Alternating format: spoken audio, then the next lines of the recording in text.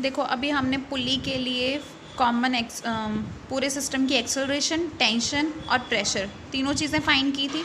अब उसके आगे कुछ एक कोरोलरीज दी हुई हैं दो, जस्ट गो थ्रू वंस।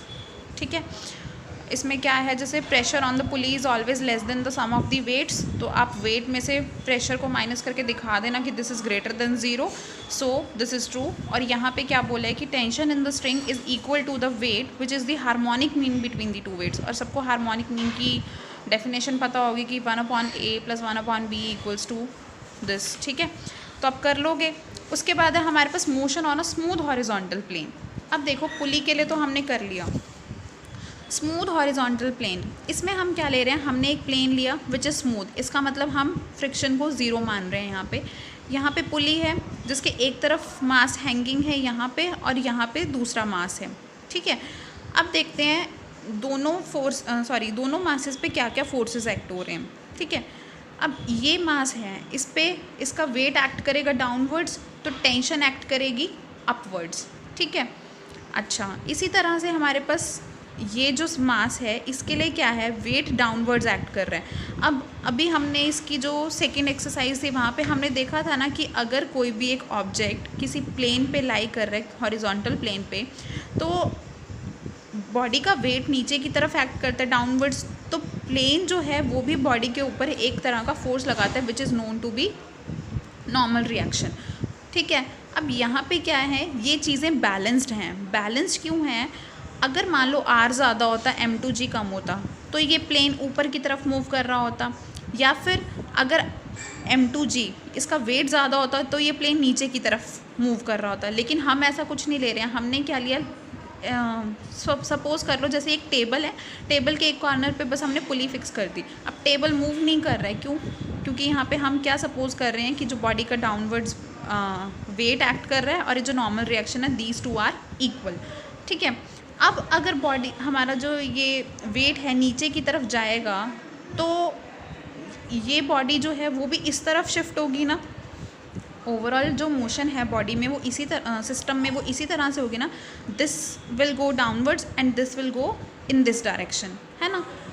तो अब इसमें अगर हम मान लें कि F जो है वो एक्सेलरेशन है पूरे सिस्टम का, तो हम क्या कह सकते हैं कि m1g - t will be equals to m1f। अच्छा, यहाँ पे वेट का तो कोई रोल नहीं है, तो सीधा हम कह सकते हैं कि टेंशन इस तरफ एक्ट कर रही है, टेंशन उसी की वजह से क्या बॉडी में मोशन होगी, तो tension will be equals to m2f। ठीक है, तो अब हमारे पास जो दो इक्वेशंस हैं, they will be m1f equals to m1g - t and m2f equals to t। फिर से इन दोनों को ऐड करो, आपके पास f की वैल्यू आ जाएगी, फिर इस f की वैल्यू को आप इस इक्वेशन में पुट करो तो आपको t की वैल्यू मिल जाएगी। अब लास्ट चीज़ क्या बची, प्रेशर फाइंड करना है पुली पे। प्रेशर कैसे देखते हैं, अब देखो पुली पे क्या है, टेंशन इस तरफ और इस तरफ है ना, दो तरफ टेंशन लग रही है। अब इनके बीच में एंगल कितना है, 90 डिग्री का, और cos थीटा कितना होता है, cos 90 कितना होता है, 0। तो इस टाइम पे हमारे पास जो प्रेशर आएगा that will be directly t² + t² which will be equals to √2t। तो ये हमारा, ये गलत इन्होंने लिख दिया, यहाँ पे आना चाहिए था pressure R equals to √2 × t। ठीक है, तो प्रेशर ऑन द पुली। अब motion on a rough horizontal plane. Rough horizontal plane यानी इस बार फ्रिक्शन भी वर्क करेगा। ठीक है, देखो अब फ्रिक्शन वर्क करेगा तो यहाँ पे हम लिमिटिंग फ्रिक्शन की बात करेंगे। वो क्यों करेंगे वो बताऊंगी अभी। लेट कर लेते हैं F जो है वो लिमिटिंग फ्रिक्शन है और R हमारा नॉर्मल रिएक्शन। अभी तक हम R प्रेशर की बात कर रहे थे, बट अब हम R नॉर्मल रिएक्शन वही बात करते हैं। अच्छा, इन्होंने यहाँ पे इसीलिए इसको T से प्रेशर ऑन पुली, तो आप इसको कुछ और नोटेशन दे सकते हो। सॉरी, यहाँ पे R नहीं आएगा क्योंकि R हमने नॉर्मल रिएक्शन लिया था ना, तो कुछ भी और, चाहे इसको प्रेशर ऑन द पुली ऐसे ही लिखा रहने दो। ठीक है, तो ये हो जाएगा। अच्छा, F हमारा लिमिटिंग फ्रिक्शन है, R नॉर्मल रिएक्शन है, तो सबको पता है F इक्वल्स टू μR होता है और म्यू होता है हमारा कोफिशिएंट ऑफ फ्रिक्शन। ठीक है, अब देखते हैं कि सिस्टम कैसा है हमारे पास। वही सेम सिस्टम है, सिर्फ इस बार फ़र्क क्या है, हमारा जो ये प्लेन है horizontal plane, this is not smooth, ठीक है, इसका कुछ फ्रिक्शन है। अब एक आप सबको पता है कि फ्रिक्शन 3 तरह के होते हैं, मतलब मेनली 3। सबसे पहले स्टैटिक फ्रिक्शन आता है, ठीक है, जिसके कारण क्या बॉडी मूव ही नहीं करती है, मतलब उस टाइम पे जो फ्रिक्शन होता है वो हमारे अप्लाइड फोर्स से ज़्यादा होता है, ठीक है।